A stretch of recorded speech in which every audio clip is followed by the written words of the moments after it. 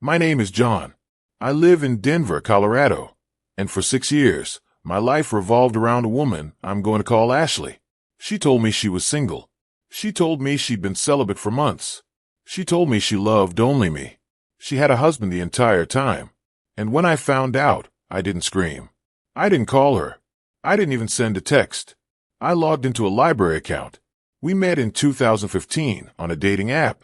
I was 25. She was 28. And from the very first date, there was a kind of chemistry that made everything else in my life feel dull by comparison. We laughed easily. We talked for hours. Within a couple of months, we were inseparable. Then came the first crack. One night, after a date that had felt closer than any before it, I dropped Ashley off at her apartment. A few hours later, my phone buzzed with a text that had a strange, electric tension to it.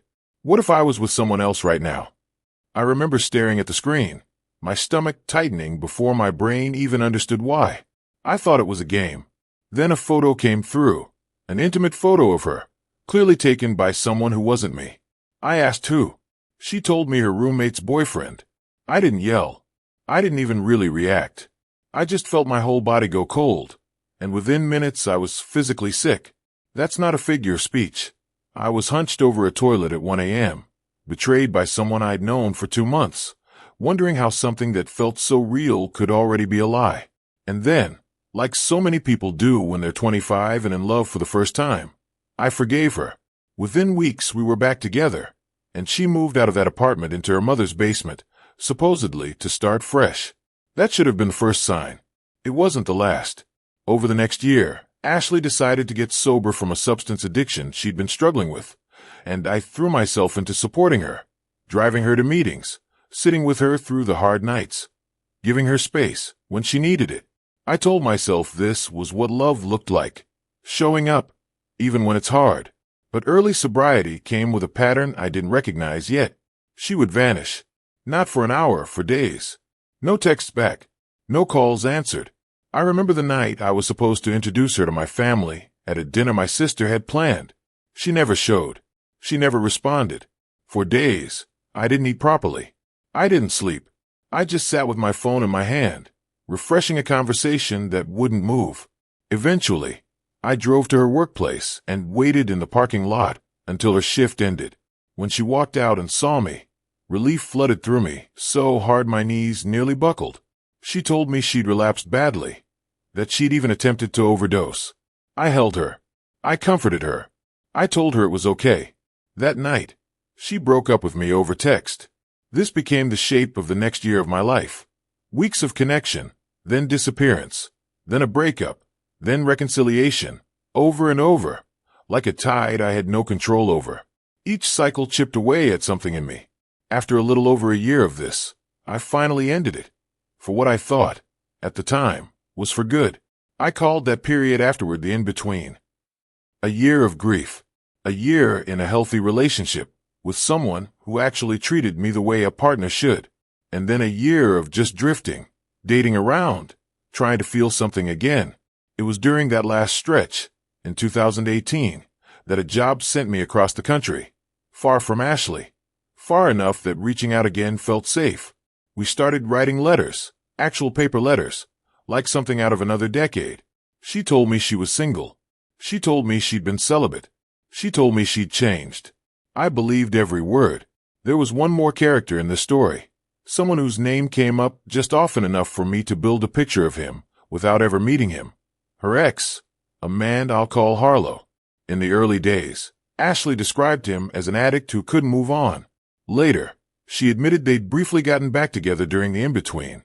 But he'd left her, she said, after finding old diary entries she'd written about me. It was a story engineered to make me feel chosen. It worked.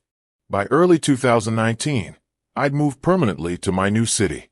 Ashley had a work trip scheduled nearby, so we agreed to meet. We went on a hike in the rain. She told me how sorry she was, how much she'd grown, how she'd never stopped thinking about me.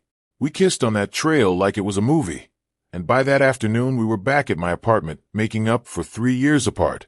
We got back together, long distance, and for a few months, it really did seem different. Then the disappearances started again, the short breakups, the excuses. COVID lockdowns made the distance feel even more absolute, and every silence sent me spiraling into hours of scrolling through her social media, hunting for some clue about where she'd gone and why. I noticed something strange, too. She'd let me follow her on Instagram, but never, ever agreed to be Facebook friends. Every time I asked why, she'd go quiet for days. So I stopped asking. I built excuses for her in my head instead, because the alternative was too frightening to sit with. We started talking seriously about a future, marriage, moving in together, when she told me she'd applied to a PhD program in another state. If she got in, it meant 2 more years of distance before we could finally be together. She got in. I was disappointed, but told myself it would be worth the wait. Then I found something, almost by accident, during one of my rabbit hole nights. Harlow, her supposedly discarded, addicted ex, had moved to the exact same small city she was now living in for her program. When I asked her about it, she had an answer ready. His parents lived there. He had to move back in with them. It was even, she said, how she'd first heard about the PhD program in the first place. I let it go. I always let it go. 2021 came. Vaccines rolled out. And after 1.5 years apart, she finally booked a flight to see me. For a single weekend. Shorter than any visit before it. Around the same time, I learned her PhD program had quietly been extended by another year. She hadn't told me. I'd had to ask. That summer, at a karaoke bar with a friend, I met a woman I'll call Catherine. She was kind in a way that felt unfamiliar to me. Steady, warm, uncomplicated. When she eventually told me she had feelings for me, I turned her down, telling her I was in a complicated long-distance relationship that wasn't making me happy. But something about Catherine's simple kindness cracked something open in me. For the first time, I saw clearly how long I'd been treated as an afterthought. I sat down and wrote out everything. Every disappearance, every excuse, every night I'd spent sick with worry, in a message so long I had to break it into pieces to send it. I hit send on all of it. She left it on read. I never heard from her again. Catherine and I dated for a few months before that ended too, and I fell into a depression that sent me down one final rabbit hole. This time, I found the answer to everything. Buried in a public Facebook group for a family reunion was a post from Ashley's mother, dated 2018, right around the time Ashley and I had reconnected through letters. Right around the time she told me she was single and celibate. The post read something like, introducing my daughter and her husband, linked directly to both of their real Facebook profiles. Married in 2018, while she wrote me letters swearing she was alone. And the PhD program, it wasn't hers. It was Harlow's. She'd never been a student at all. I did not take this well. Months of isolating in the dark followed.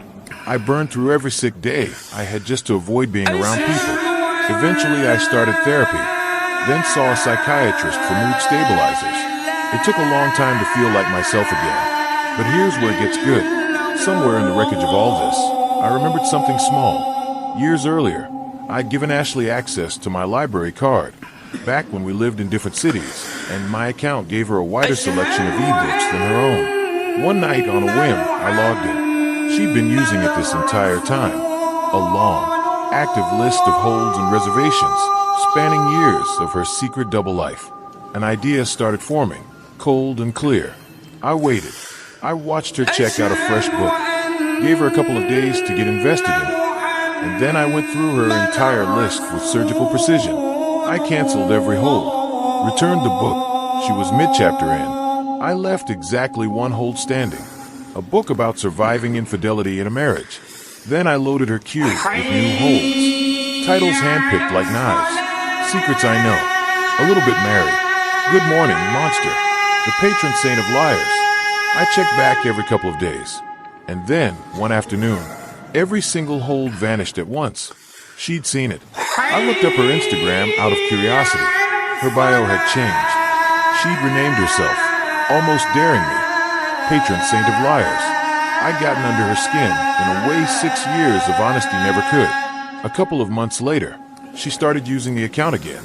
So I did it once more, cleared every hold, and replaced them with a fresh stack of titles, every one of them some variation of a single word cheater. After that, silence. I never heard from her again. I won't pretend the library card thing fixed 6 years of damage. It didn't. Therapy did that. Time did that. Slowly getting off the mood stabilizers did that. But there was something healing about that pettiness. About finally getting the last word without saying a single one out loud. My revenge wasn't dramatic. It wasn't even really revenge in the traditional sense. It was just the truth, delivered one book title at a time, to someone who'd spent 6 years running from it. If this story got under your skin the way those book titles got under hers, smash that like button, and let me know in the comments. What's the most petty, perfect revenge you've ever pulled off? And if you want more stories like this one, make sure you're subscribed, because trust me, this isn't the last one I've got.